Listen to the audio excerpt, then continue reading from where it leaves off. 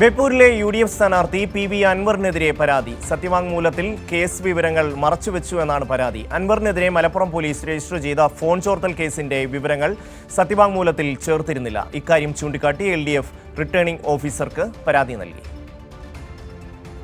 ബേപ്പൂരിലെ UDF സ്ഥാനാർത്ഥി PV Anwar നോമിനേഷന്റെ കൂടെ നൽകിയ സത്യവാങ്മൂലത്തിൽ കേസ് വിവരങ്ങൾ മറച്ചുവെച്ചു എന്നാണ് പരാതി. 11 കേസുകളാണ് സത്യവാങ്മൂലത്തിൽ കാണിച്ചിരിക്കുന്നത്.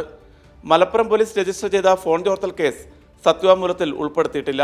അൻവറിനെതിരെ ക്രൈം നമ്പർ 971/2025 പ്രകാരം FIR രജിസ്റ്റർ ചെയ്ത് മലപ്പുറം പോലീസ് കേസെടുത്തിരുന്നു. പ്രമാദമായ ഈ കേസ് സംബന്ധിച്ച വിവരങ്ങളാണ് അൻവർ മറച്ചുവെച്ചത്.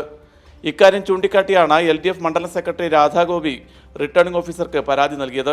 ബേപ്പൂരിലെ UDF സ്ഥാനാർത്ഥി ശ്രീ PV അൻവർ ഗുരുതരമായ തെരഞ്ഞെടുപ്പ് ചട്ടലംഘനമാണ് നടത്തിയിട്ടുള്ളത്. തെരഞ്ഞെടുപ്പിൽ നോമിനേഷൻ കൊടുക്കുന്ന സമയത്ത് അഫിഡവിറ്റിൽ കാണിക്കേണ്ട കൃത്യമായ വിവരങ്ങൾ നൽകിയിട്ടില്ല. കേസ് സംബന്ധിച്ച വിവരങ്ങൾ മറച്ചുവെച്ചു. മലപ്പുറം ജില്ലയിലെ പ്രമാദമായ കേസ് ക്രൈം നമ്പർ 971/2025 അത് മറച്ചു വെച്ചിട്ടാണ് സത്യവാങ്മൂലം നൽകിയിട്ടുള്ളത്.